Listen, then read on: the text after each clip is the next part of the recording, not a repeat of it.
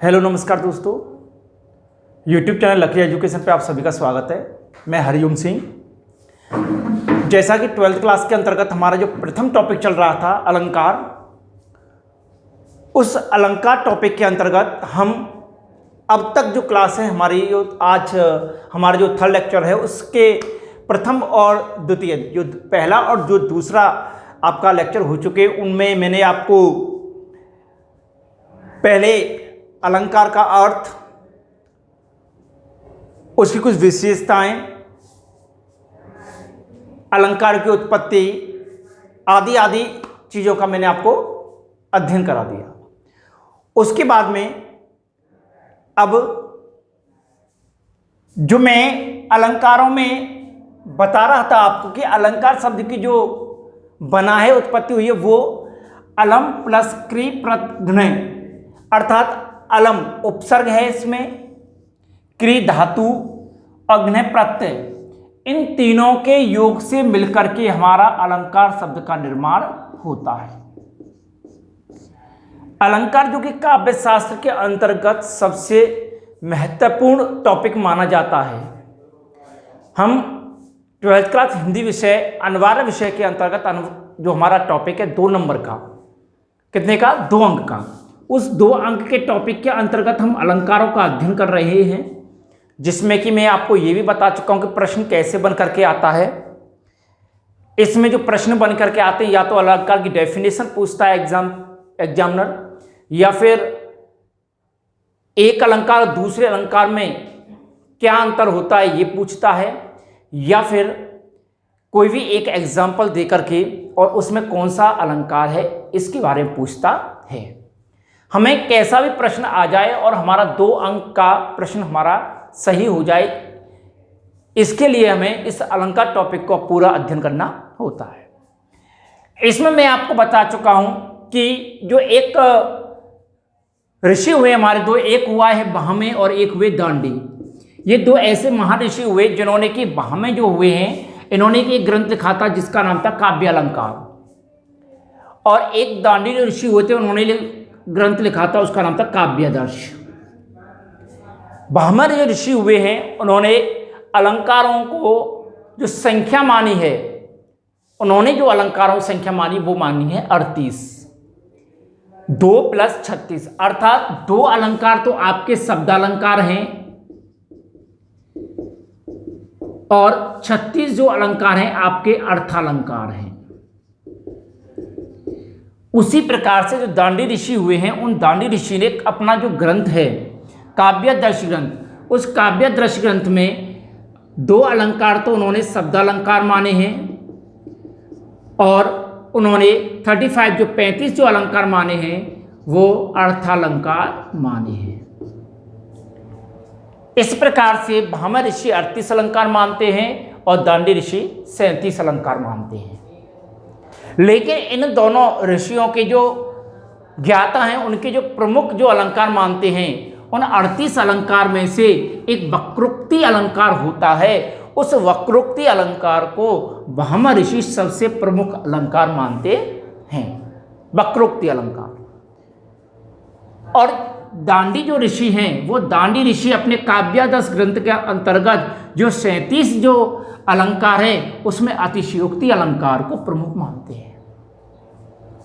अतिशयोक्ति अलंकार एक ऐसा अलंकार होता है जिसमें मैं आपको बता चुका था कि जिस अलंकार में एक छोटी सी बात को बड़ा बढ़ा चढ़ा करके प्रस्तुत कर दिया जाता है, विभिन्न उपमानों के उपमेय के आधार पर एक छोटी सी बात को बहुत ही विस्तार पूर्वक बढ़ा चढ़ाकर अतिशयता को पार करते हुए अगर कह दिया जाता है, बता दिया जाता है, वह अलंकार आपका अतिशयोक्ति अलंकार होता है। जैसा कि हमारे कवि हुए, कवि सेनापति हुए, जो कि रीति काल के अंतर्गत आते हैं, बिहारी है, भूषण, उनके अंतर्गत जो आते हैं, उन्होंने छत्रसाल और शिवाजी की जो वीरता, शूरता और धैर्यता के बारे में जो उन्होंने विशेषता बताई हैं, उन्होंने सबसे ज़्यादा अतिशयोक्ति अलंकार का प्रयोग किया है। अतिशयोक्ति अलंकार का प्रयोग सेनापति जो है सबसे ज़्यादा करते हैं, और छत्रसाल और शिवाजी कि जो वीर सेना है उस वीर सेना के अंतर्गत उसकी विशालता को दर्शाते हुए वो अतिशयता को पार करके और अतिशयोक्ति अलंकार को दर्शाते हैं। जैसा कि हमारे हिंदी विषय के अंतर्गत एक सेनापति वाला जो चैप्टर लगा हुआ है उसमें शिवाजी को 36 साल की विशेषताओं को बताया गया है। अनिवार्य विषय में हमारी सृजन जो बुक है उसमें पद भाग में, उसमें जो भूषण की सेना है, जो शिवाजी की जो सेना है, उस शिवाजी की सेना की जो वीरता है उसका बड़ा विस्तार पूर्वक अध्ययन किया गया है।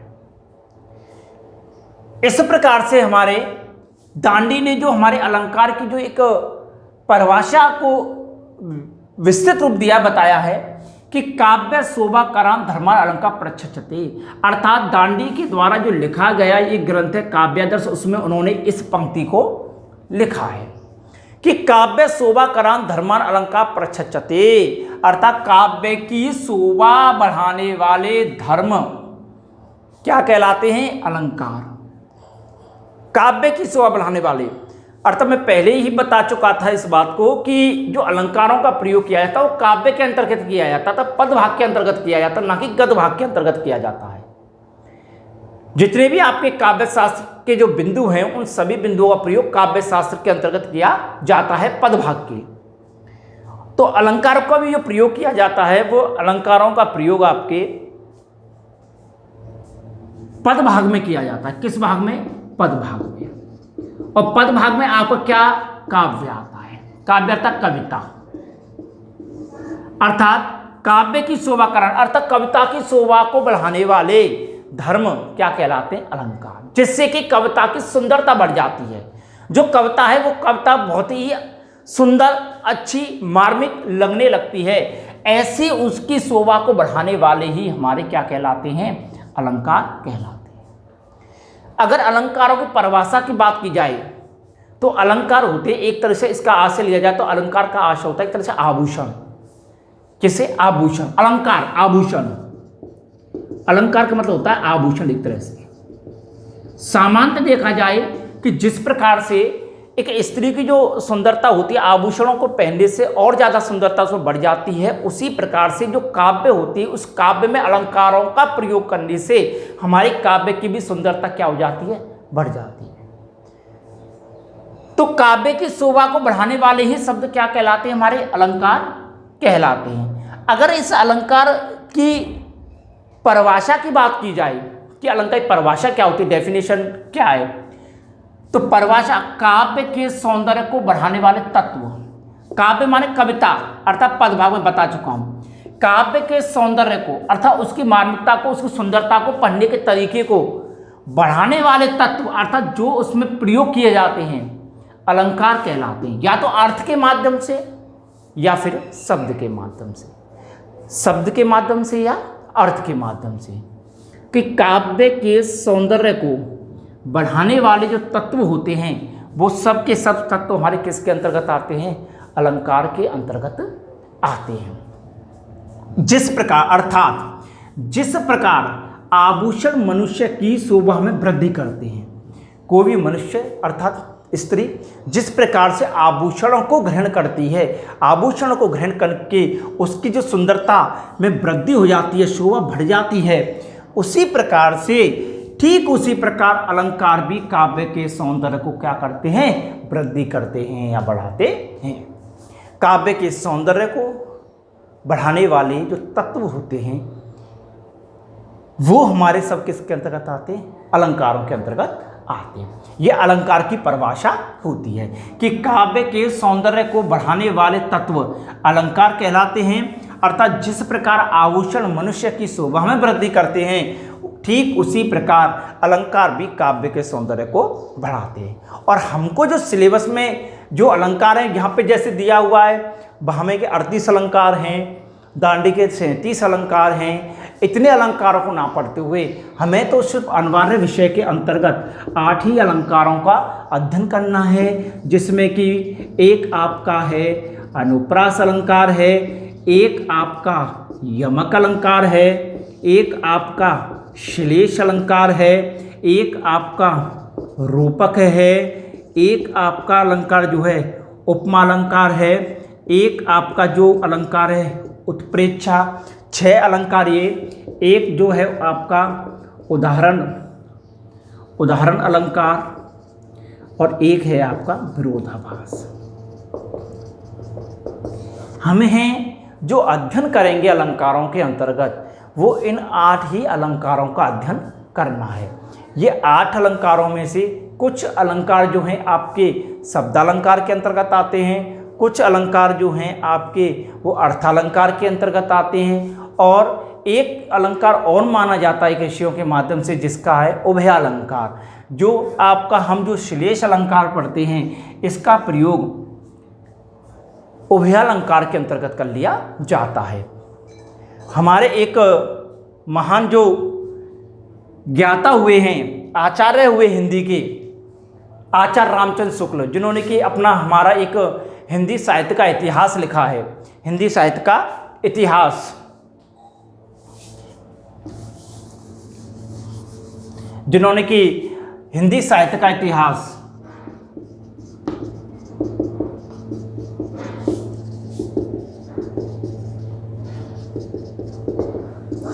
हमारे एक प्रमुख जो हिंदी के आचार्य रहे हैं, आचार्य रामचंद्र शुक्ल, पूरा की पूरा हिंदी का इतिहास इनके द्वारा मान्य होता है, इनकी मान्यता मानी जाती है। उन्होंने जो हिंदी साहित्य का इतिहास 1929 में लिखा था। इन जो आचार्य हुए, इन आचार्यों ने अपने अलंकार जो है उस अलंकार के बारे में कहा है कि भावों को उत्कर्ष दिखाने, अर्थात जो मन के हमारे भाव होते हैं उन भावों को उत्कर्ष मान और ऊंचाइयों पर पहुंचाने वाले या दिखाने वाले, या वस्तुओं के रूप गुण और क्रिया का अधिक तीव्र अनुभव कराने में कभी कभी सहायक होने वाली उक्ति अलंकार कहलाती है। अर्थात रूप गुण और क्रिया का अधिक तीव्र अनुभव, जो क्रियाएं की जा रही हैं, रूप है गुण है, उनका तीव्र अनुभव कराने वाले जो तत्व होते हैं वो सब हमारी उक्ति क्या कहलाती हैं, अलंकार कहलाती हैं। ये हमारे जो प्रमुख जो ज्ञाता हैं ऋषि के आचार्य रामचंद्र शुक्ल, उनकी ये पंक्ति दी हुई है। उन्होंने अपने हिंदी साहित्य का इतिहास एक वृहत रूप में लिखा था और इनका ही जो इतिहास है वो मान्य माना जाता है। उन्होंने जो अपना इतिहासी ग्रंथ लिखा 1929 में लिखा था, इनके द्वारा ये पंक्ति कही गई है। इन्होंने हिंदी साहित्य के इतिहास के अंतर्गत भावों को उत्कर्ष दिखाने या वस्तुओं के रूप में गुण और क्रिया का अधिक तीव्र अनुभव कराने में कभी कभी सहायक होने वाली उक्ति क्या कहलाती है, अलंकार कहलाती है। इसके बारे में बताया था। आप इसको यहाँ तक अभी नोट करें, इससे आगे फिर मैं बताता हूँ आपको।